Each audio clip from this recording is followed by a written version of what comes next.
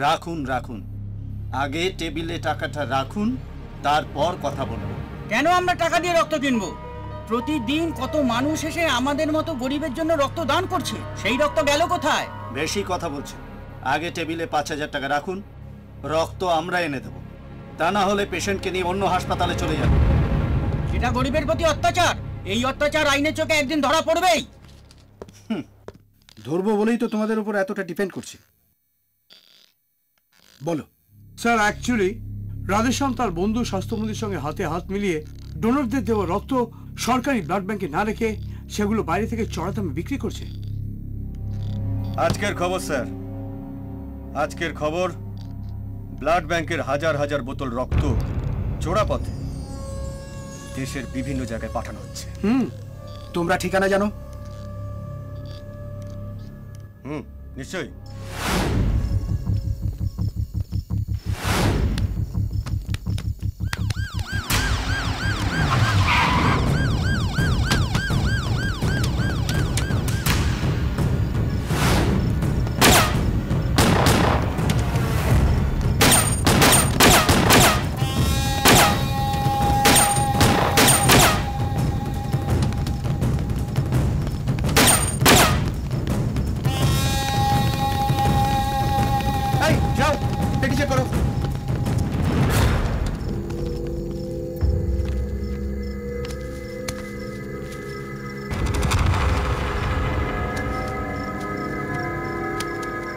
এই রক্তের পাউচের কার্টুন সহ ওই গাড়িটাকে থানায় নিয়ে যাও, আর এই নার্সিং হোমের ব্লাড ব্যাংকটাকে সিল করে দাও।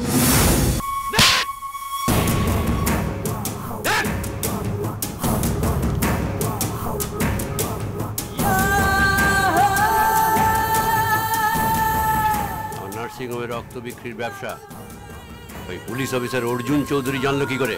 আমি কি করে বলবো? তাহলে কি তোর বাপ বলবে? আর ওই কিডনি ডোনারের ব্যাপারটা? উত্তেজিত হবেন না। হ্যাঁ স্যার, শরীর খারাপ করে যাবে তো। খবর আছে স্যার, হ্যাঁ, কিডনি ডোনারদের কালকে এখান থেকে নিয়ে যাওয়া হচ্ছে, ডক্টর হরনাথ শর্মা নিজেই। আপনি নিশ্চিন্তে থাকতে পারেন স্যার, পুলিশ ইন্সপেক্টর অর্জুন ওই অ্যাম্বুলেন্সকে কিছুতেই সন্দেহ করতে পারবে না।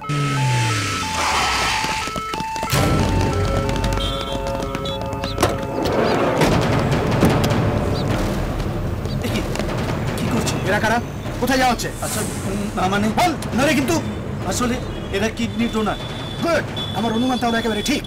চল চল, ইউ আর আন্ডার অ্যারেস্ট। চল চল।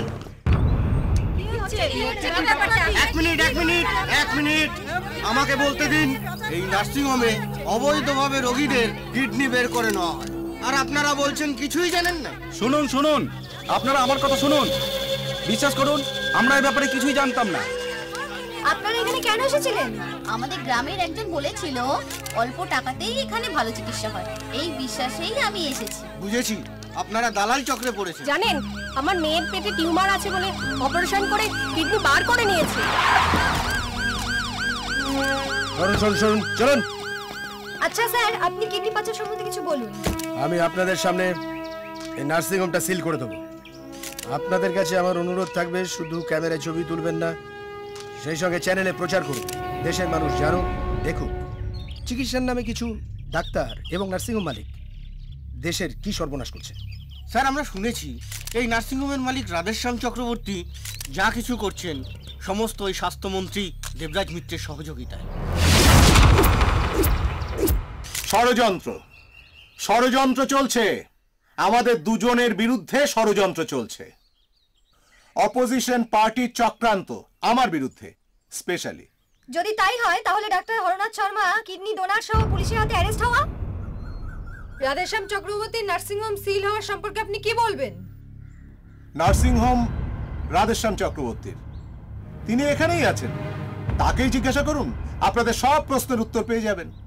শুনুন, আমাদের কাছে ইনফরমেশন আছে রাধেশ্যাম চক্রবর্তী যা কিছু করছেন সব আপনার সহযোগিতাতেই করছেন, আর এর জন্য নাকি আপনাকে কমিশন দেওয়া হয়। এক মিনিট প্লিজ এসো।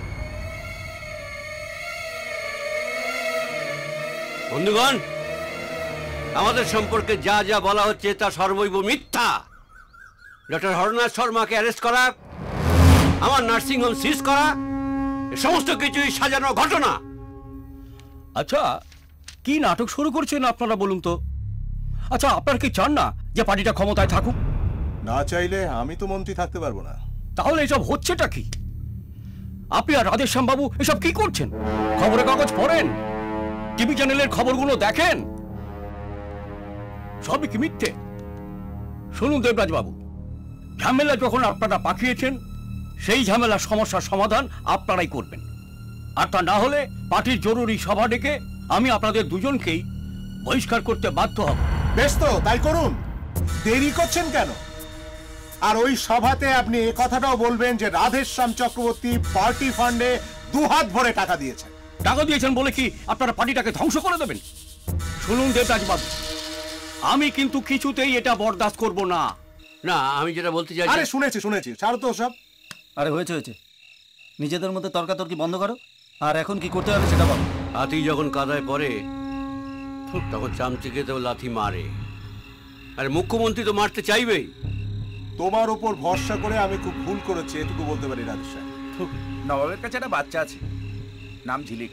ওই মেয়েটি হলো নবাবের দুর্বল জায়গা। তাহলে মেয়েটাকে তুলে আনার দায়িত্ব তোকেই দিলাম। আকরাম নয় কেন?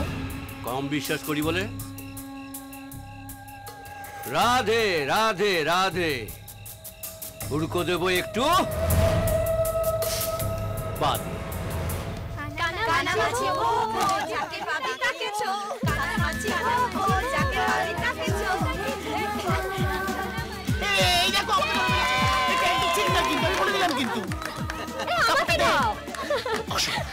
সঙ্গে নিয়ে হচ্ছে কাপড় অশুভটা মারবো। আচ্ছা ঠিক আছে, দাঁড়াচ্ছি। সোজা হয়ে দাঁড়াও না, জোরে বাঁধবি না কিন্তু আমার ভীষণ ব্যথা করে। আস্তে করে ফেদার টাচ। 1 2 3। দেখো মারাগুলো কিভাবে ঘুরে দিল।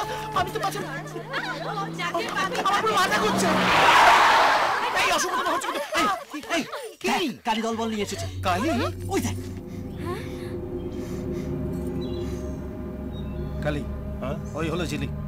হ্যাঁ, যা তুলে নিয়ে। এই তোল ঝালি চল। এই ওই বাচ্চাটাকে ধর, ধরবে নাকি?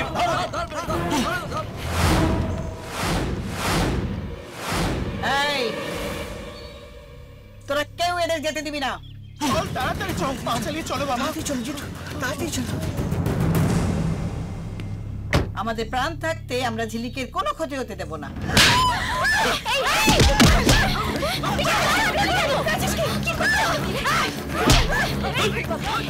তাড়াতাড়ি এসো বাবা।